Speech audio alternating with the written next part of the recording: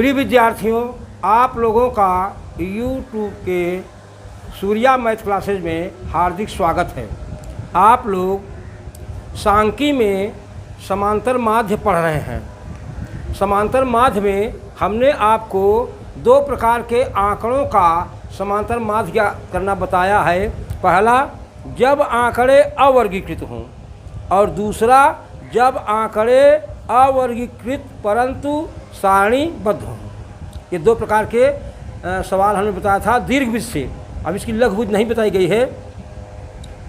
आज मैं बताऊंगा आप लोगों को समांतर माध्य ज्ञात करना जब आंकड़े वर्गीकृत हों। जब आंकड़े वर्गीकृत हों, वर्गीकृत का मतलब होता है जिसमें वर्ग अंतराल दिया हुआ है। जिसमें समांतर माध्य ज्ञात करना जब आंकड़े वर्गीकृत हों, माने उसमें वर्ग अंतराल दिया हुआ है, कहाँ से कहाँ तक है नंबर, इस प्रकार से। तो इसलिए हम दीर्घ विधि से बता रहे हैं, बड़ी विधि। इसमें तीन विधियाँ हैं, दीर्घ विधि, लघु विधि और पग विचलन विधि, या उसको लघुत्तम विधि कहते हैं।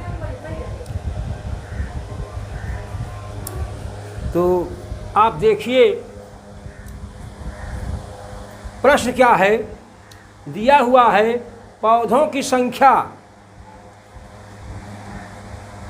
0 से 2 एक घर में है, मतलब घरों के हिसाब से कि किस घर में कितने पौधे लगे हुए हैं। अच्छा, तो इसमें दिया है पहले एक घर में तो 0 से 2 पौधे लगे हुए हैं, और दो घरों में 2 से 4 पौधे लगे हुए हैं।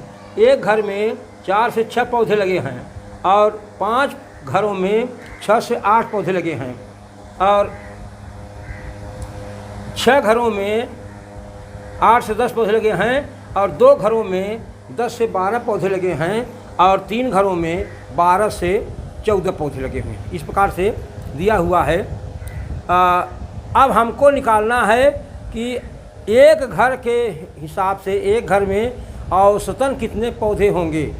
एक घर में अगर सोचा जाए तो एक घर में कितने पौधे होंगे, ये हमको जोड़ना है, मतलब गणना करनी है। तो इसके लिए हम करते हैं, क्योंकि वर्ग अंतराल दिया हुआ है, कोई इसमें फिक्स पॉइंट नहीं है, इसलिए 0 से 2 पौधे लगे हैं, इसका मतलब हम कर सकते हैं कि हर घर में एक पौधा लगा है। दोनों को जोड़ लो, उसमें एक 2 का भाग दे दो तो एक पौधा आएगा। तो एक पौधा, तो यहाँ पर मध्य बिंदु इसको कहते हैं। मध्य बिंदु हो जाए निम्न सीमा और उस सीमा को जोड़ के उसमें 2 का भाग दो। 0 और 2 मिलकर 2, उसका आधा 1 होगा। फिर 2 से 4 पौधे हैं तो 2 और 4 6/2, 2 और 4/2, इसमें आधा हो जाएगा 4, 6 का आधा 3, ठीक ना। फिर 4 से 6 है, 4 से 6, 6 4 10, 10 का आधा 5, और 6 से 8, 8 से 14, उसका 2 का भाग दोगे तो 7 आएगा, तो 7 हो गया। फिर 8 से 10, 10 8 18, 18 के आधा 9, फिर 12 10 22 का आधा 11, और 14 और 12 26 का आधा 13। ये हम मान लिए कि औसतन 13 पौधे यहाँ लगे हैं 3 घरों में, 11 पौधे 2 घरों में, 9 पौधे 6 घरों में, 7 पौधे मतलब 5 घरों में, 5 पौधे एक घर में, 3 पौधे 2 घर में, और 1 पौधा एक घर में। ये हो गया। अब कुल पौधों की संख्या निकालना है। तो जैसे एक घर में एक पौधा, तो उसका गुणा कर दो, 1 1 कम 1, गुणा करने पर आया 1। 2 घरों में 3 पौधे लगे हुए हैं, तो 3 दूनी 6 पौधे कुल हो गए, तो गुणा करने पर आ जाएगा 6। फिर 1 पंचे 5, फिर 5 सते 35 को ध्यान से देख लीजिए। एक सवाल देखेंगे, सब सवाल आ जाएगी। सवालें सरल हैं, पर तरीका आपको मालूम होना चाहिए। फिर 6 9 54, फिर 11 दूना 22,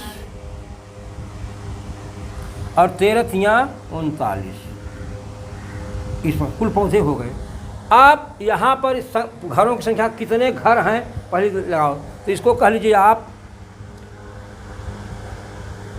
सिग्मा एफ आई बराबर एन। इसको हमने बताया कि हम कहाँ से लिखेंगे, एन से लिखेंगे तो एन बराबर हो जाएगा 1 2 3 1 4 5 9 6 15 2 17 3 20। कुल घर कितने हो गए? 20 घर कुल हो गए। घरों की संख्या हो गई 20। अब कुल पौधे कितना हो गए ये देख लो। तो इनको जोड़ो तो 5 1 1 6 1 7 5 12 5 17 17 4 21 21 2 23 23 9 32। हासिल लगा 3 3 3 6 5 11 11 2 13 3 16 13 3 16 162 पौधे 20 घरों में है। 20 घरों में 162 पौधे, ठीक ना। आप समांतर माध्य निकालोगे तो ये हो जाएगा समांतर माध्य बराबर हो जाएगा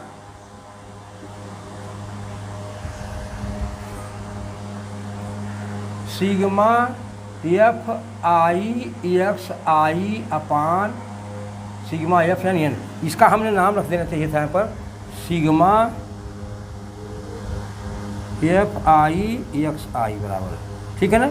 ये सिग्मा एफ आई एक्स आई, वैसे हमको एफ एक्स ही लिखना चाहिए था, लेकिन आई मतलब F1 F2 F3 सबका गुण थे X1 X2 X2 इस प्रकार से, इसलिए हमने एफ आई एक्स आई मुझे सिग्मा एफ एक्स ही पर्याप्त है। क्या इसको एफ आई एक्स आई नहीं लिखो आप, सिग्मा एफ एक्स अपान का सीधे करो सिग्मा बारंबारता तो हो जाएगा सिग्मा एफ एक्स अपान, ठीक है ना। आई जब सवाल मतलब एक मतलब एक से बढ़ाना आप समझ रहे हैं कि एफ माने बारंबारता होता है, एक्स माने प्राप्तांक।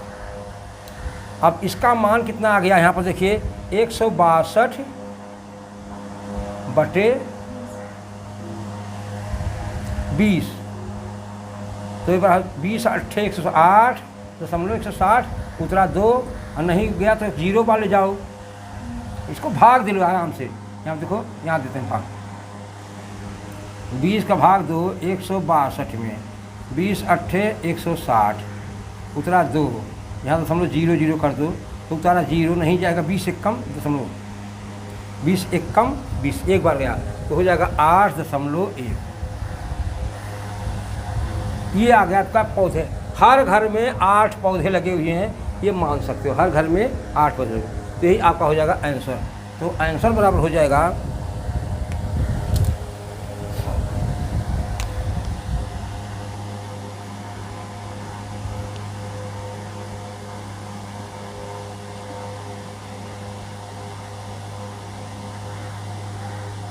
8.1। ये आपका हो गया उत्तर, ठीक है। तो इस प्रकार से लगा लेते हैं ये दीर्घ। जैसे उसमें सवाल था अरे भाई इसको अगर आप मान लो कि नहीं है तो फिर तो ही है चर और बारंबारता, मतलब चर ये हो गया बारंबारता ये है, या फिर x जैसे हम अगला दूसरा वीडियो बनाया था इस प्रकार से है। तो इसमें कोई अंतर नहीं है, इसका वन उत्तर कर लिया। इसमें हाँ अंतर आता है जब हम कल्पित माध्य मानते हैं, लघु रीत से लगाते हैं, उसमें थोड़ा सा सवाल का उत्तर वही आएगा, पर जो है सवाल को लगाने का थोड़ा सा तरीका भिन्न हो जाता है। तो इसको आप लगा लीजिए और फिर अगले दिन आपको जो है हम समांतर माध्य क्या करना, जब आंकड़े अवर्गीकृत हों और ये दीर्घ विधि है। अब हम बताएंगे लघु विधि, और फिर एक है पग विचलन विधि, मतलब लघु विधि सब में लोग दोनों, चाहे उसको लघु विधि कहो चाहे पग विचलन विधि कहो, एक ही बात होती है, ठीक है। तो इसको आप करिए, ये है आपका दीर्घ विधि, तो इसको आप नोट कर लें और फिर आप अगले एक आध सवाल दो इसकी ट्राई करें, आएगा तो हम आप लगा लीजिएगा, नहीं आएगा तो फिर पुनः इसको दोहरा दीजिए। धन्यवाद।